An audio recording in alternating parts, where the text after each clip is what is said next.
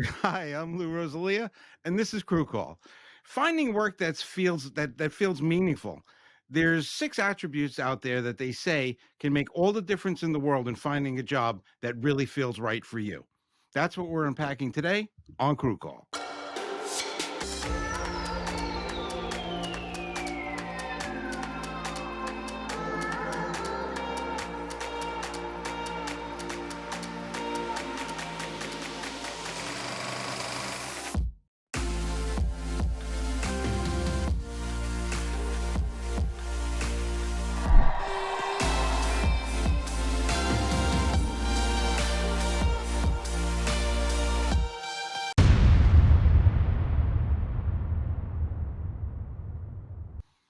Gentlemen, packers and unpackers, I welcome you. We got a very interesting show today. We're going to talk about emotional intelligence, and we are not going to say anything about head cover that one of us is wearing. Yeehaw! So here's the setup. I read a really interesting article, like I always do. I read a lot, obviously, and it's about finding work that we find meaningful for ourselves, not a job that you just do to because it's a job. And in order to do that, you have to be emotionally intelligent. And what emotional intelligence means is very simply a lot of stuff happens that comes your way, and it's how you react at it. Some people call it maturity, some people call it being able to cope with things, but it's all about how you react to things that happen to you. That's emotional intelligence. So the 6 things they say that can help you beeline and find a great job that's meaningful is the attributes are number one is you got to be emotionally self-aware. We're going to discuss that. You've got to be curious, flexible, adaptable, independent, and you've got to have the ability to be mentored. And the word mentor keeps coming up a lot. In our last show, we had a whole segment on gatekeepers and mentors. You might want to check that out as well. So, Joe, with that in mind, our emotions give us pretty good feedback, and how we handle them gives us good feedback on ourselves and our readiness to, deal with things or not. By tapping into them, we can get a good read on direction and life experiences and where we want to go. How did being able to do that for you guide you to find the work that you loved?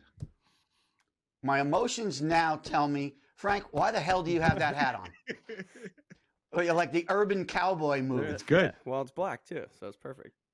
It's good. There's really Yeah. no reason that I have it on. I just was getting, Is that a getting ready rule? for the show. I always try and work this in. There's no way to ever really wear it, so I just put it on. No, it's a great hat. It's a good look for you, except I know you live deep in the city, so I don't understand. Follow your this, dreams, Frank. I bought it in Nashville, actually, when I was doing the NFL draft a few years ago. Actually, somebody bought it for me, and then I put it on while I was operating the Jitticam for the stage. I actually have a picture of me operating with this on. It looks ridiculous, but it's Since the day Frank's been a cowboy, so yeah. the rest Is it a rule? Okay, now I'll answer Lou's question. But if you do notice, and this is purely coincidence, I happen to have on a Tennessee shirt because I have my Memphis shirt on from the Sun Recording Studios. Nice. And what you can't see is that Gloss is drinking Tennessee whiskey, but it's Yeah. out of its coffee. I am hammered. And my big talent is I can actually spell Tennessee. Yeah. There you go. Sorry. Yeah. So Joe, I know it begins with a T. It's got some N's and some S's and a couple of E's. Yep. No idea what order they're in. Verb. Joe, back to the show. What? Okay. What? God, you guys make me laugh. So, what was the your ability to get in touch with the emotions and take triggers from your environment, and tapping into your life experiences led you to the career that you love? How did that happen? Was there a moment, an event, a series of events? What happened? If you know me, you know I'm a pretty emotional guy, and that doesn't mean I cry a lot. That means I kind of sort of make other people cry a lot. You're reverse emotional. I reverse emotions, but it's truly when I was listening to the question, what came to mind almost immediately is there's 2 things that trigger your emotion on a job, whether you like it or don't like it, or want to continue with it or not continue with it. It's one emotion is to the work, and the second emotion is to the people. And those 2 things in my world have to align, because I could love to do something, but I can only do it a short period of time if I really don't like the people I'm working with, or I'm not vibing with them. And that would be true in a band. That would be true on a crew. That would be true pretty much everything I would do. And then the second part would, I've worked with people I really, truly like, and I love but I hate the gig, or it's a gig that's under my head. So I always have to really find that. Those two things have to align for me. And I guess that's an emotional attachment to both of those things. Yeah, that's an interesting thing. I didn't think about having that split. So you can enjoy the entirety of the job if you like the people and the work, or any variation thereof. That's an interesting factor. Frank, I want to talk to you about the second one, which is curiosity. Curiosity in driving emotional intelligence plays a big role, because if you're a curious person, you get to wonder about different things, try different things, experiment on stuff, and that opens up a whole lot of opportunities versus somebody who's not curious. I'm going to sweep the trains. That's bad, but that's what they're doing. What role and how curious would you consider yourself, and what did it play in developing of your career? I would say I'm extremely curious, and always am. I mean, I think that will always drive me to learn new things because you're curious, whether it's something you want to like pursue as part of your career, or you're just curious about, how something's put together or how something works or anything like that. I mean, anytime I'm on a set or a show or something and I see some type of camera system, or even, I mean, anything really, any type of a different light that I've never seen, which just happened recently, I'll either go look it up, or I'll talk to like the lighting guy and be like, oh, I've never seen that. Like, why do you use something like that? Or if I see some camera system that's interesting and I don't know anything about it, I'll go find whoever is setting it up or knows the tech or whatever. And, when there's some downtime, go just ask questions about it, just for nothing else. Like, I'm not trying to steal somebody's job or do anything that. It's just, I mean, that's how you learn in this industry. You would learn from seeing something and then going asking questions about it and getting more information, and then you can, kind of go from there. And if it's something that you want to pursue, maybe, you get that person's information and then you follow up with them and then say, I kind of would want to get involved in this and learn more about it, other outside of that specific time. So I mean, I think it's really good to be curious. You have to know how to manage your curiosity if you're in a live environment like that, knowing when not to start asking a bunch of questions for somebody. Or also consider who you're talking to. And if they start, you kind of got to feel out if they don't know what they're maybe talking about, or if you kind of see that they're maybe bullshitting a little bit, to just be careful of the information that you're getting from them. I have a follow-up question for you. Being curious. I ride my horse about 4 hours a day. No, that's not the question. But it has to do with feeling. So the curiosity you have as you go and explore different things and you look at different cameras or situations or things you're interested in, is there some sort of a physical feeling like, oh, this is really cool, I really dig this, versus an intellectual? Is there that ping like, holy shit, this is really exciting, I got to get more of this or learn more of this? I don't know. I don't even know if I've ever been like aware of what if it's a physical feeling like I have to go do that, or if it's intellectual. I mean, it's something I guess I would have to kind of now pay attention to while it's happening. So I don't really even have an answer for you on that. Then there is no answer, right or wrong. I was just curious as to, like people go to Disney and they're like, oh my God, it's Disney, this is right. And you become one of those Disney people, which are everything's Mickey Mouse in the house. So that's that whole situation. Okay. Gloss, I want to talk about flexibility with you. Not sports flexibility, not baseball. You're not allowed to use any references whatsoever. Good, because I'm not flexible anymore at all. I want to talk about flexibility in your work environment and searching for work and opportunities and within the careers that you've had. How do you make the best of a situation and remain flexible to do the job you want to do, but also take the most out of it? And what do you mean exactly? You mean on a specific job? Or in anything? Let's forget specifics. Let's talk overall. How important is being flexible in life? Well, if we're talking about being able to do different things and building your skills in different areas, it's in what we do, it's really important. Number one, if we're talking about emotional intelligence here and Mhm. being able to be personable, being flexible comes with what Frank just said, going and learning these new skills and putting yourself in a position to be able to build new skills. So that's what actually makes you more flexible in terms of being able to do different jobs and having different capabilities. But it stems from being personable and Right. having the emotional intellect to, just having a professional business conversation with somebody that might be technical in what you're doing. Mhm. So, building those skills and building your flexibility is important, because a lot of times when you're being asked to do a job, it might be specific, like, hey, come do robotics here. But under that, that's an umbrella. There's a million skills under robotics that you need to know in order to be able to do that. How to talk about, how to talk on a PL, how to receive information on PL, which is, your headset that you're listening to the director.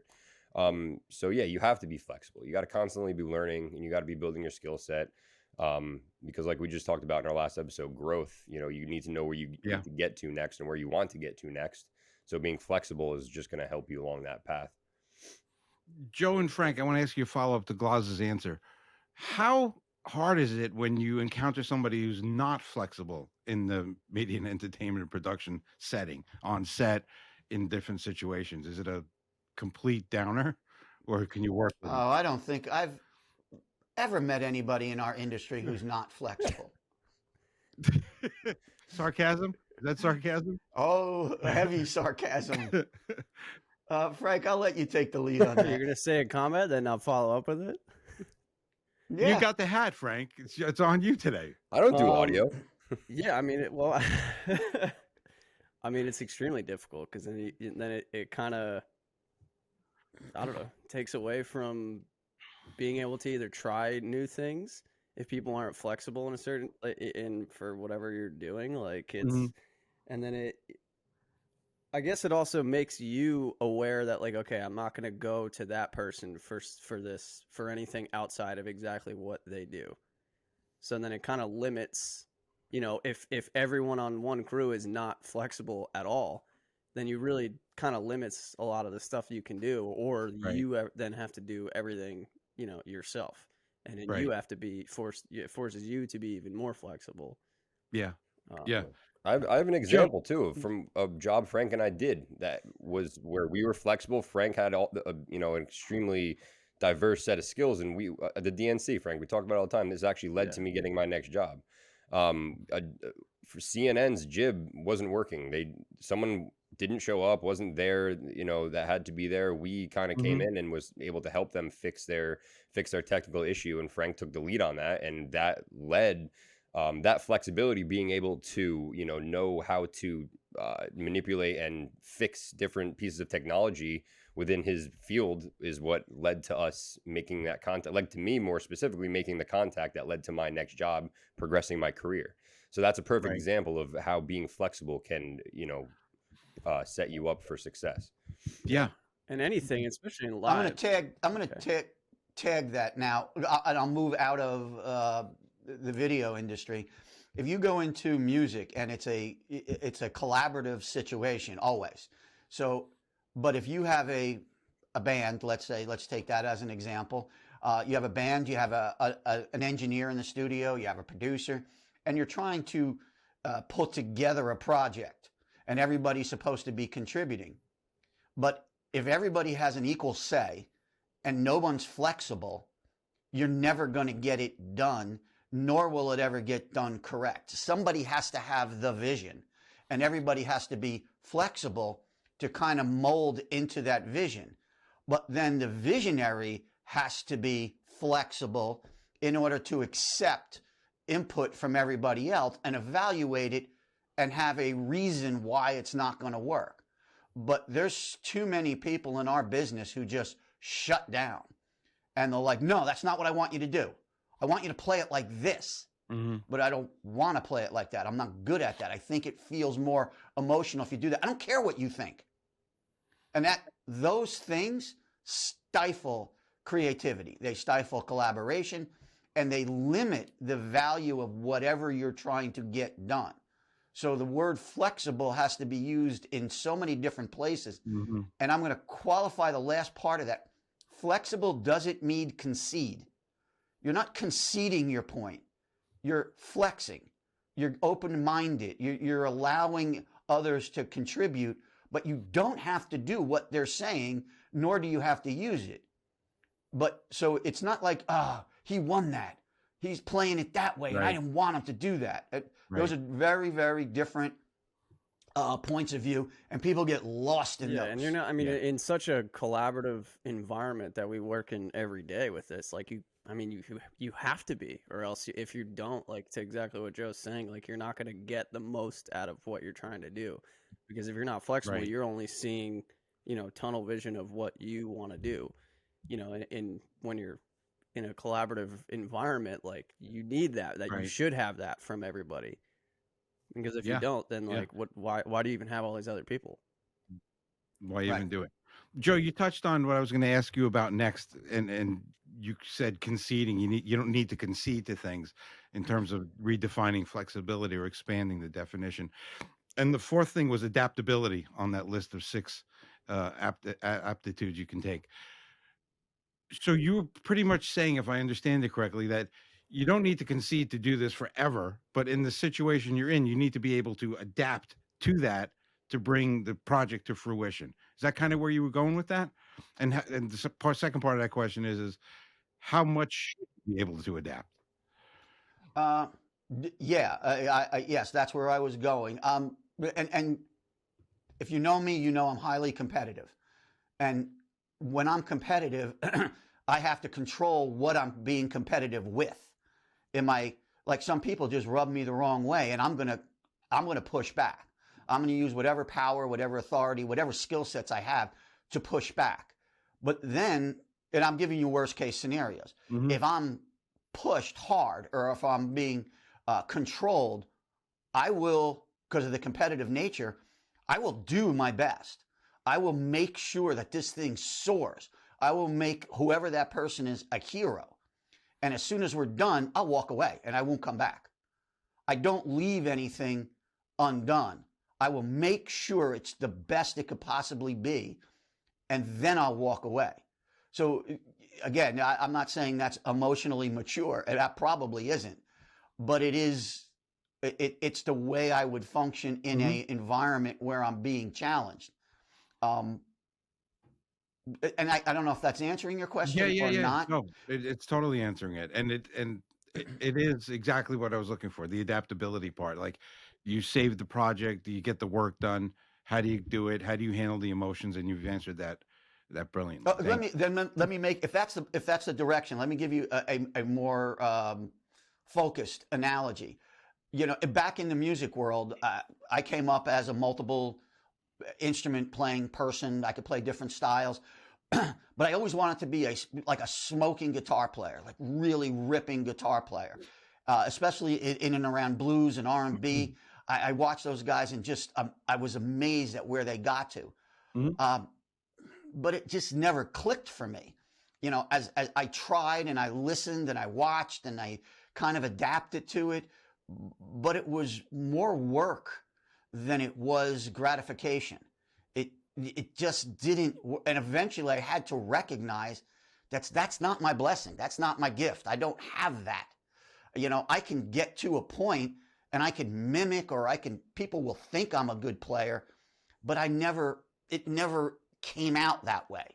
So it was a conceding on my part. But again, going back to the flexibility, I had to recognize personally that that's not my gig. Right. I'm gifted at other things that I may not think are as glamorous, but I'm really good at it.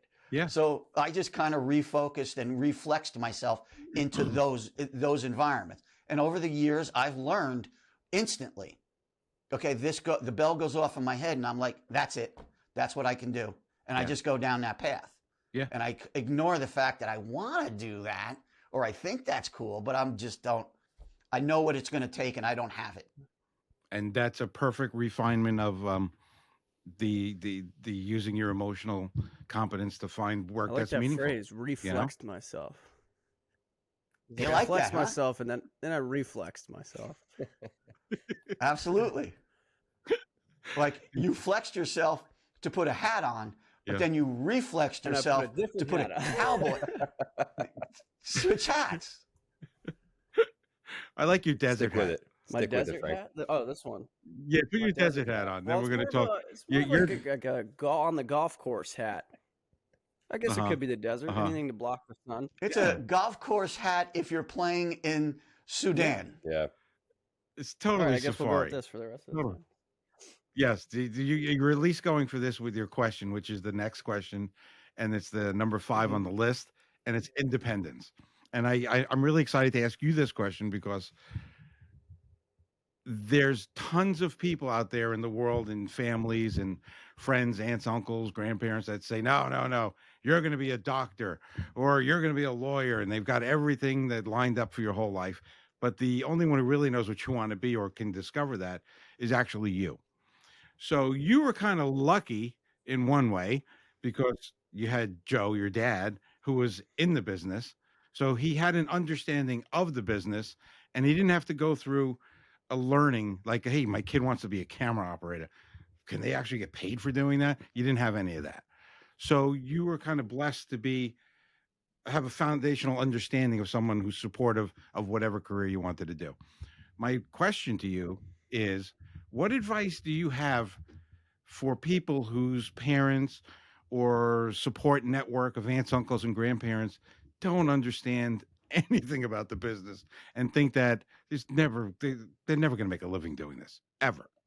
Keep at it. Like, I mean, like you got to kind of not, you can't completely shut them out, but you got to not care. Or if you really want this, you know, if you're passionate about doing this, then you got to just keep going, you know, and not really care about that. Like you said, I was fortunate to have him. And like even when I first started going out on my own and getting other stuff, like I didn't have that much work, you know, I kind of had to build into that and like keep learning different things to add to my skill set to then, you know, eventually get to another point of my career.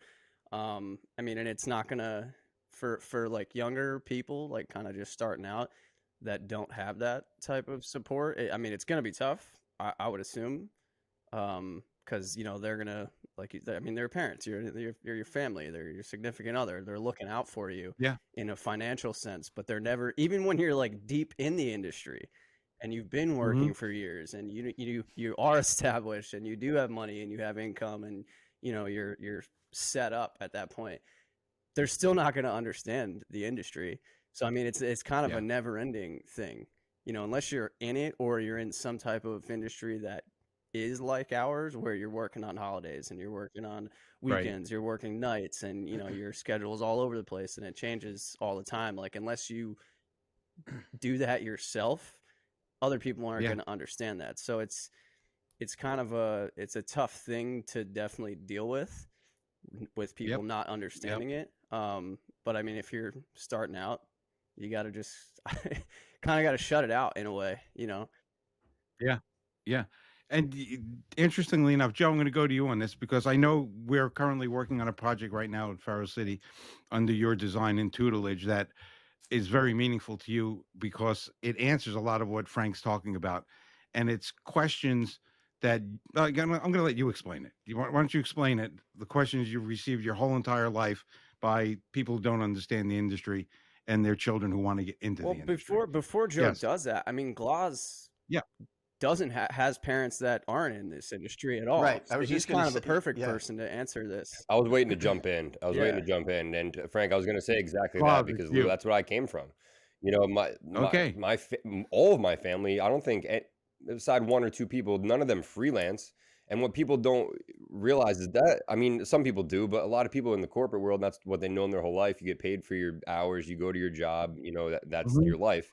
The freelancing world is a complete 180. It's completely different. And I myself, even though I had mentors like Joe and friends and coworkers like Frank to kind of fall back on and encourage me. And I remember Joe even sitting down with me and having a talk like, I know you're worried about like income and things like that because, you know, jobs aren't always guaranteed. And we talk about it all the time. You can have a month where you make a lot of money and the next month jobs aren't there and you're not making a lot of money. So it's more of a security thing, I think, for parents and family members who don't understand They're worried about you going days without work and then falling into this rut and not having a job and, constantly seeking your next paycheck, which is, it's a stressful life. It's stressful, and it happens to a lot of people who start out in this industry. And I guess, my best advice for the person who is receiving that criticism from parents who don't understand it, is you have to just let them know that you trust the process and you're in with the right people. If you are, hopefully you are. If you're not, you need to Mhm. reevaluate and set new goals and, plan your strategy out a little better. But, you need to give them reassurances that you are dedicated to your craft. You're dedicated to gaining all the knowledge you can about the industry, and you're dedicated to getting to a certain point in your career. And I think that's the best way to kind of put their minds at ease and let them know that there is a way to make a career in this business, in this industry. And I feel like you Yeah. you as long as you can see your own progress, Yeah. and you believe that you're doing the right things, and that you're understanding, because they're not going to see, what progress you're making in that industry, because they don't understand it. Right. You know what I Yeah. mean? So like, that you're going out, like, yeah, they might see you go work, like you said before, like we talked about in the other episode, like volunteering or internships or anything like that. You might go to, like, all for 2 months, go somewhere and like keep working somewhere and learning from people that you're not getting paid for, right? But that Yeah, yeah. that's of value to you, and that that's going to help you progress in your career. And they're going to be like, why are you working all these hours and you're not getting paid for anything? They might not understand that, because they come from a different world. That's where, like, okay, Right. well, I worked X amount of hours I worked a 40-hour work week, I should be getting compensated for this, and then have Yeah. benefits and all that stuff Yeah. on top of it. But that's not, it's just a totally different industry. Different Yeah. paradigm. Yep. I read an article recently. I think I got it. It was on one of these newsletters that I subscribe to. It was about 3 ways to inspire your team. And it was like, share your vision, motivate with feedback, and you have to celebrate the small wins. And I think those three Mhm. things apply to this perfectly, because say your parents are who you're trying to inspire, your family members, your support team, your significant other, whoever it might be. You have to share with them what your vision is, what you're trying to do, what Right. your goals are. And then as you go, you have to motivate them to believe in you, because you need to share what kind of feedback you're getting. Maybe you're getting a lot of Yeah. positive feedback. And then you have to celebrate your small wins. Maybe you had a great show. It's as simple as it is. Maybe you got a call back. Maybe you heard from somebody that said, "Hey, you did a great job today." You have to celebrate those wins, and then you have to rinse and repeat. And I think that'll really help people too, Yeah. especially new said. people who Yeah. are unsure about their career. Well, thank you for guiding me to Mr. Glaus over there for that answer. It was way more effective. Joe, you wanna preview the parent project we call it now? That's our operating title. Yeah, because of what they've both been saying, but I have a different viewpoint on that, because I'm the one that is being asked. I'm the one that the parents come to, because when your child's talking to you, he's 20 something. He's Mhm. new to the business. He's starry-eyed. He's caught up in the glamour. He's not seeing what you see as an adult. So they look for the realities.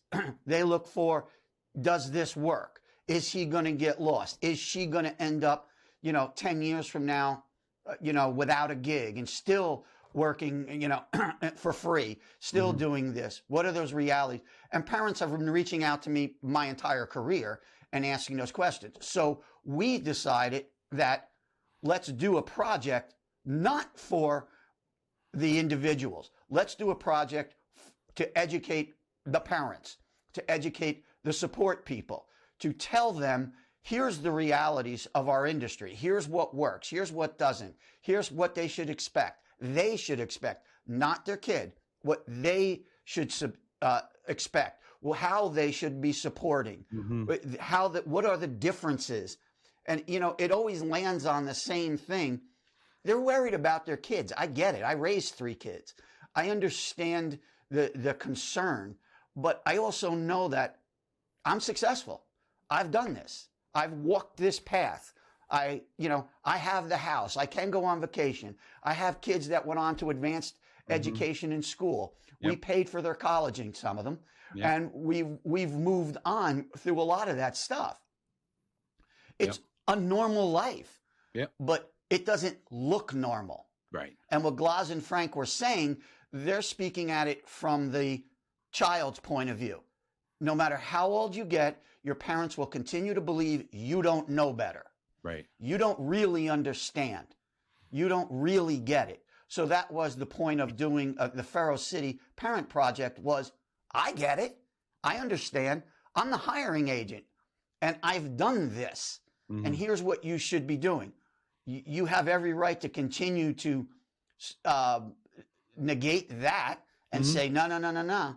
But you're only going to do damage because it's hard enough in this industry to start out. Yeah. And when you don't have the support of people you trust, respect, and love that know that are your nurturers, it triples the amount of weight on your shoulders. Yeah. And eventually, I've seen too many people bail because they just couldn't endure the pressure from their significant others, from their family, from their friends who are, two people go out and they leave school at the same time. One goes down to Wall Street, one goes into this business. The Wall Streeter at 25 could be pulling down $500,000 and going home at 3 o'clock and having weekends and vacations. The one who went into our industry, maybe he's lucky if they're making $30,000 a year, working 7 days a week. And then you start looking at that going, well, I'm an idiot. Why am I killing myself? So there's all these rationales that have to be put into it. So we've done, as you mentioned before, Guide to Production Success talks to the individual, gives them the paths, gives them the things that they can be evaluating and looking at how to develop their career to a successful point. But then we decided we needed to do this other part, which is talk to your support people directly to them.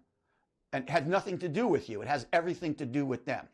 Yeah. So that's where that project is right now. And by the way, we're giving that project away for free. It's not even, it's not a sellable product.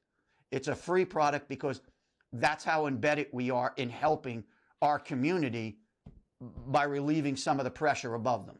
Yeah. And I've seen it, and I've seen pieces of it, and it's really, really fabulous, and it's incredibly valuable because, as Joe said, it builds that bridge of knowledge and trust between what your kid's looking to accomplish and what you need to know to help support them. And that's a really important thing to help them find meaningful work and also understand as a parent the meaning of the work that they're trying to And find. let me close with this, Lou, because I don't want to keep, I keep saying parents, but it's also spouses, it's significant others. I've had to deal with that and continue to deal with it. And, in our house, there's two people. I mean, in our family, there's two of us doing this. And nobody still understands what we do. The rest of them are all in healthcare or education. So they have regular gigs. They go to work. They complain about their bosses and whatever they have to do. Yeah. But there's structure to what they do. There's a path. There's a hierarchy. They've seen it. There's other things. Frank and I are renegades. People look at us like we're not paying attention. We're just out there doing stuff. But, and we're pulling down probably more money than they do. If money is your goal, we work harder at it. We chase it differently, but you can make a great living. Let me rephrase that. You can have a great life. But I believe if you don't do what you're passionate about, if you don't do what you're blessed to do with the gifts you have, you can't be happy. Yeah. If I had to go out right now and work for, I don't know, I don't even know what I would do. I can't even think of an option. Yeah. But if it's not in a creative environment with creative people, I'd be done. I don't care how much money you gave me. I'd be done. I couldn't do it. It's a different type of success. And that's it's not, exactly. it's Thank you, just Frank. valued differently. It's what you value success as. Some people, that guy on Wall Street making $500,000 values, how much money they're making or how much money they're making on a certain investment or whatever. That's how they value their success. Like, me personally, I don't value success based on how much money I made on a certain gig. Like I just did it. I just booked another thing, but I booked some job that I'm going down to Cleveland for. Like I was on one part of the show that I negotiated a rate for, and then once they added a different camera system that I'd rather work on that on that show, I took less money to do that because I know I can be more creative and I'll get more out of it for myself with that other camera system than the other thing that so I actually took a lesser rate, and because I don't value the success of that particular gig based on the dollars that I'm going to make on it. I value it on what I can bring to the table and how creative I can be for that show. And that brings us to our conclusion, because we are way over time, but well worth it, because what we said was important. What we have to offer is important. And it really dove a little bit deeper into creating meaningful work for yourself and finding that. And that's really important. Glaz, any last words? I didn't get to you outside of see you later. Where's your hat? I'm sorry I didn't wear a cool hat today. Other than that, I think I took away a lot from this episode. I think we learned a lot about emotional awareness. So thank you guys for having me. I had a great time today. Thanks, bro. Thanks for letting me have the final word. That was cool. Maybe we should do this more often. Incremental successes. That's my takeaway from Glaz. I loved it. I'm going to steal it. Incremental successes is very important. Thank you, Glaz. Joe. Thanks for having me. Guys, thank you very much. I'll see you all next week. Have a Bye, good guys. one. See ya. Ciao.